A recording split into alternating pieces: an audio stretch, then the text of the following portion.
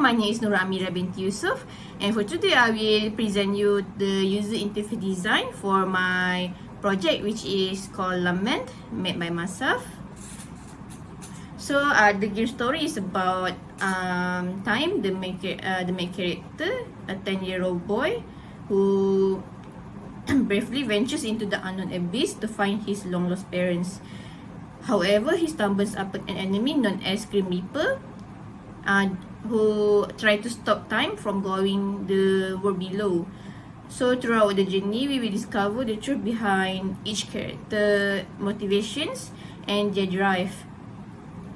So for the main character, we have Time. Time is a curious 10-year-old boy, and he's a bit timid but very determined when it comes to find his long lost parents. So he lives with his uncle in a farmer city. However, his life is saddened because he still didn't know the whereabouts about his parents. So Time loves sunflower, sweet fruits and plushies, and always bring his journal anywhere. So for the main antagonist, we have the Grim Reaper. Grim Reaper always pursue Time whenever Time went down to the abyss. So he used his powers to knock Time's unconscious and bring him back to the overworld. But other than that, his presence and intention is unknown to Time until we will discover it at the end of the game. So for the game mechanic, the main character Time needs to reach the bottom of an unknown tunnel safe and sound. During his journey, he can jump, interact, and enter enemies.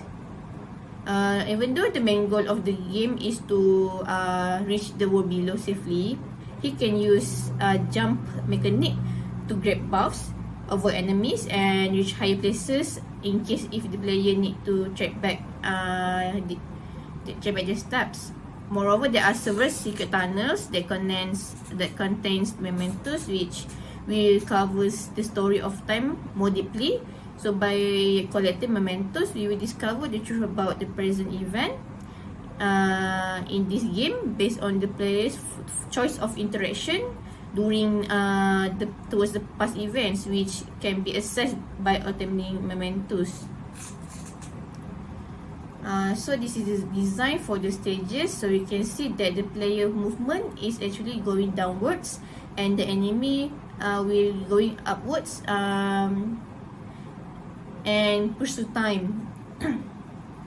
I actually designed the stages to be four stages and 4 secret tunnels. And at the below, we can see they have two different stages dependent on the ending of the game. So for the props is actually the mementos, which the mementos is which left by their family, by his family. You can see that each family member left mementos for Time to relive his memories about his past.